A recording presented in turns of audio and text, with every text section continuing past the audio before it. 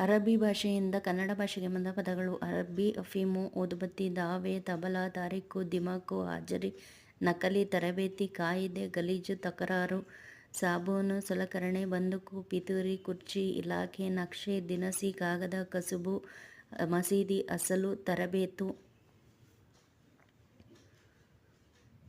ಹಿಂದೂಸ್ಥಾನಿಯಿಂದ ಕನ್ನಡಕ್ಕೆ ಬಂದ ಪದಗಳು: ಕಾಜಿ, ಚೆಕ್ಬಂದಿ, ಮರಡಿ, ಕುರಾನಿ, ಸಲಾಮು, ಗಾಬರಿ, ಗಾಡಿ, ಕಿಟಕಿ, ಟೋಪಿ, ಕಚೇರಿ, ಸುಬೇದಾರ್, ದಫೇದಾರ್.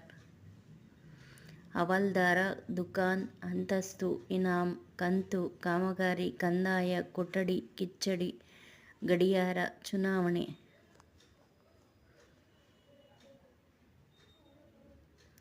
ದರ್ಬಾರ್, ಹುಕುಂ, ಮಂಜೂರು, ಸಲಾಮು, ಕಾನೂನು, ಮರಡಿ, ಚಕ್ಬಂದಿ, ಗಾಬರಿ, ಕಿಟಕಿ, ರಜೆ, ಬಂಗಲೆ, ರೂಪಾಯಿ.